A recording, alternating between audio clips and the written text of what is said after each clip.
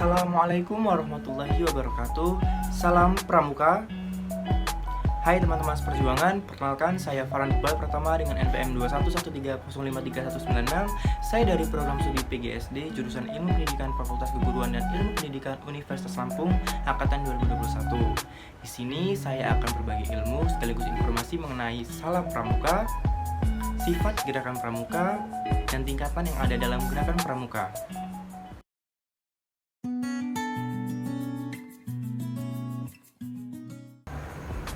Salam pramuka adalah sebuah salam yang merupakan perwujudan dari sebuah penghargaan yang diberikan oleh seorang pramuka kepada anggota pramuka yang lainnya.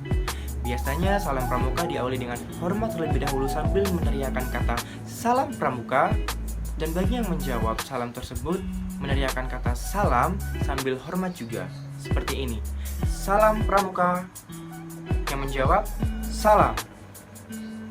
Salam pramuka memiliki fungsi sebagai satu, sebuah tanda kedisiplinan, dan yang kedua, sebagai tanda wujud dari sebuah ikatan yang kuat antar anggota pramuka. Nah, salam pramuka ini juga memiliki tujuan, yaitu satu, untuk menciptakan suatu hubungan yang erat sehingga sulit untuk dirusak, dan yang kedua, yaitu untuk menghormati sesama anggota pramuka demi terciptanya persatuan dan kesatuan antar anggota pramuka.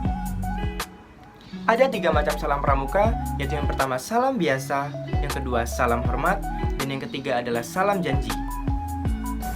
Salam biasa. Salam biasa merupakan salam yang diberikan kepada sesama anggota pramuka saja.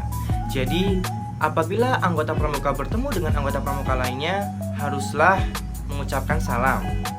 Siapa yang melihat atau bertemu anggota pramuka terlebih dahulu, maka lebih baik dia yang mengucapkan salam untuk yang pertama kali. Salam hormat. Salam hormat yaitu salam yang diberikan kepada seseorang atau sesuatu hal yang kedudukannya lebih tinggi daripada kita. Seperti 1. Bendera kebangsaan saat upacara pengibaran atau penurunan.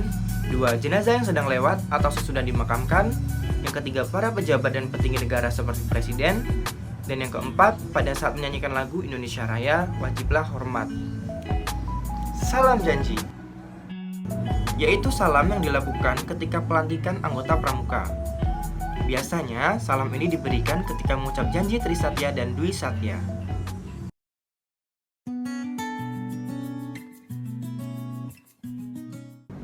Terdapat 3 sifat gerakan pramuka yang tertuang dalam Revolusi Konferensi Kepanduan Sedunia tahun 1924 di Copenhagen, Denmark, yaitu 1. Nasional, yang kedua internasional, dan yang ketiga adalah universal. Nasional.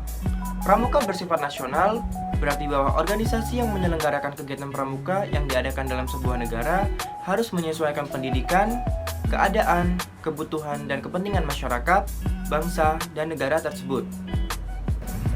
Internasional. Pramuka bersifat internasional berarti bahwa organisasi kepramukaan yang ada di negara manapun di dunia ini harus membina dan mengembangkan rasa persahabatan dan persaudaraan antar sesama pramuka juga sesama manusia, dengan tidak saling membedakan antar agama atau kepercayaan, golongan, tingkat, suku, dan bangsa antar sesama. Universal.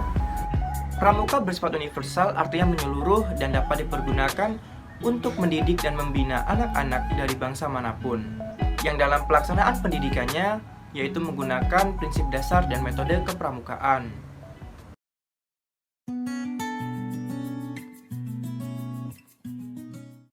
Tingkatan dalam gerakan pramuka ditentukan oleh kemampuan anggotanya, yakni syarat-syarat kecakapan umum atau SKU. Berdasarkan SKU terdiri dari 3 tingkatan. Yang pertama ada pramuka siaga, yang kedua ada pramuka penggalang, dan yang ketiga adalah pramuka penegak.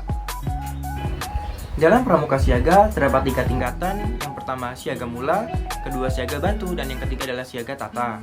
Dalam pramuka penggalang terdapat 3 tingkatan juga. Yang pertama ada penggalang ramu, yang kedua penggalang rakit, dan yang ketiga adalah penggalang terap. Dalam pramuka penegak terdapat 2 tingkatan, yaitu yang pertama adalah penegak bantara dan yang kedua adalah penegak laksana.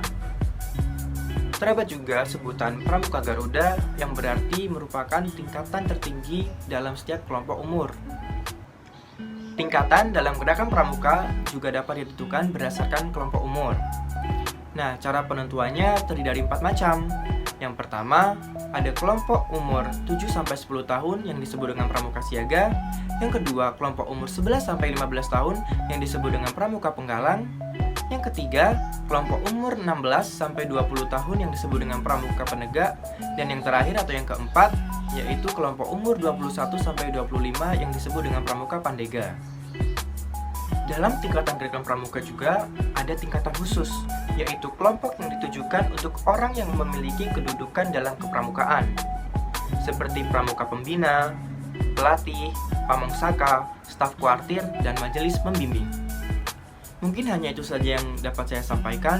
Apabila terdapat kesalahan, saya mohon maaf, dan kepada Allah saya mohon ampun. Semoga informasi yang saya berikan kepada kalian semua dapat bermanfaat. Saya akhiri, wassalamualaikum warahmatullahi wabarakatuh.